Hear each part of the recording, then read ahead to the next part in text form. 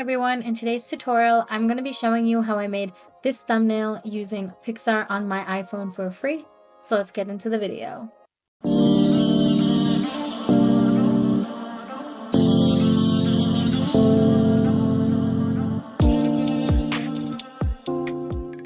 The first thing that we're going to do is go into your search engine and search the word pink salon. Then you're going to find a picture you like. I am using this one. You are going to hold down on the photo and click Save to Photos. Then you're going to go back to the search and you're just going to search the word pink or pink color, and you're going to scroll till you find the color that you like, but I am using this hot pink that's right here. Again, we're going to hold down on the photo and click Save to Photos. Then we are going to go into an app called Picsart. You're going to click where it says See All with the plus sign. And then you are going to click on the image that we just saved. You are going to go to Tools and click Crop and find where it says 16:9 and crop the image where it can fit in the screen. Then we are going to add that pink image on top. So click on where it says Photos and add that pink image on top. Then you are going to zoom in on the pink image and make sure it fits the entire screen. Then you are going to scroll until you find opacity, and you're going to put it to about 50, 65. It all depends on how strong you want the color in the background to look.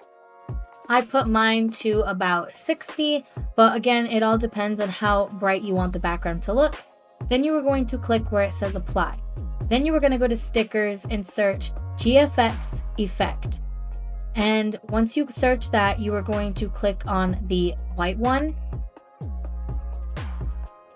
And you're going to zoom in on that until it completely fits the screen like I am doing here. Then we are going to go into Photoroom or any eraser app. I always have an eraser website linked down below. But you are going to click on the image of yourself that you want to use. I am using 𝐬𝐧𝐥𝐲 for this. I think that's how you pronounce her name. But you are just going to erase the background. Then you are going to add a shadow to it. You can do it here or you can do it in Picsart. And then I will be adding an outline. You just click on where it says outline like I'm doing there, and then you're going to put it to where you like it. I'm just putting it to 2, and then you're going to save the image to your camera roll. Then we're going to go back into Picsart, and you are going to click where it says add photo, and you are going to select the photo that we just erased the background of, and I'm just centering it there like you see. Then we're going to go back into sticker, and I'm searching emoji, and you're going to scroll until you find the emoji you would like. I am using this one that you're going to see right now. You're just going to click on that, and I'm going to zoom in and tilt it the way I want it to look. I end up putting it at the bottom right now, but later on I end up moving that emoji to the top. But you would just click on where it says layer and you would drag it to the bottom like you see there. And you're going to see me move things around a lot as well to get things where they belong. Then we're going to go back into where it says sticker. And we are going to search pink heart emoji. And this is for that other emoji that you saw in the thumbnail at the beginning. And you're going to scroll until you find it. But again, you can use any emojis that you would like that would work for your video. I'm clicking on that one right there. And I'm just going to play around with it. I'm going to tilt it. I'm going to put it where I think looks best.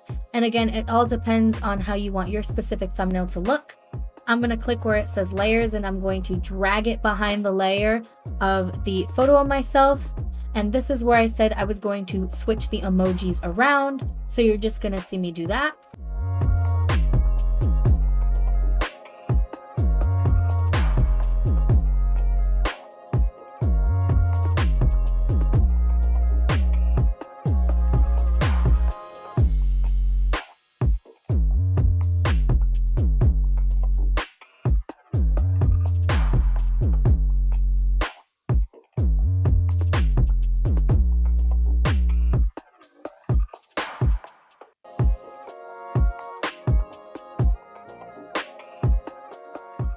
As you can see, I'm just moving everything around a little bit. You might need to zoom in on certain things. You might need to make them smaller, but you just click on the image or the emoji that you want to move around, and you just use your fingers to zoom in or zoom out. Here I am adding a shadow to the image. Like I said before, you can do this in Picsart. You just click where it says shadow and you move it around till you get the shadow that you want for your own thumbnail.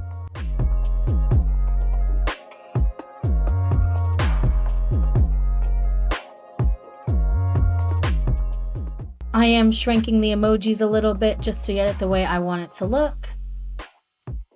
Then I am tilting this emoji a little bit so that it fits the way I want it to look. Then we are going to go into an app called Phonto. This is where we're going to create our text. You are going to click on the camera icon and click where it says plain images, click on white, and where it says alpha, scroll all the way down to 0. Then you're going to hit use. Then you are going to add your text. Here I am just typing in how to make a, and I'm going to hit done. You're going to click where it says move, and you're going to center it, and you're going to click size and make it bigger. Then you're going to click where it says create color pattern, and you're going to follow what I'm doing here. You're going to do the darker colors on the outside and the lighter colors in the inside, and you're going to follow that. Then you're going to click where it says character, and you're going to click gradient. Then you're going to click where it says style, put the alpha all the way to 100, click where it says stroke, and put the width to about 5 or 6. Then I'm just switching it up a little bit. I moved the lighter color to the first 3 instead of the last 3, but that's completely up to you. Then we're going to do the same thing again. I'm just typing the word thumbnail, and we're going to click move, and we're going to center it and bring it down just so that it's a little bit under the how to make a. Then we're going to click on style, and we're going to do the same thing with the gradient, except we're doing it in grays. So I'm doing light grays and dark grays, and you're just going to follow what I'm doing here. And then we're going to go to style, do the same thing, bring alpha to 100 and bring the width to about 5 or 6, and put the color to black for the stroke. Then we're going to curve the thumbnail a little bit, so you're going to click on curve and put it to about 3 to 5 depending on how curved you want it to be. Then I'm just clicking move and moving the font up a little bit, and that is the font we're using. I will have it linked in the description below. Then we're going to go back to Picsart, and you're going to click add image, and you are going to click on the text that we just made. It should be in a transparent background. When you save from Phonto, make sure to save it as a PNG. Now you're just watching me size this so that it fits where I want it to be, but you can just zoom in and make it bigger or smaller. Then we are going to go back into sticker, and we are going to search DDG. And there's a whole bunch of options for lenses. This is the one that I used here. From here, you're just going to watch me move things around. I wanted to add a shadow to the emojis, so I just moved the lens out of the way and the text out of the way. And you would just click on the emoji that we found from earlier, and you would just click on where it says shadow. And from here you can add a shadow. This step is not necessary, but I wanted to add it to make it pop a little bit, so I clicked shadow, then clicked position, and I moved it down a little bit. You can watch me do it here, and I end up doing it for both emojis. And once you're done with that, you can just bring everything right back to where it was before.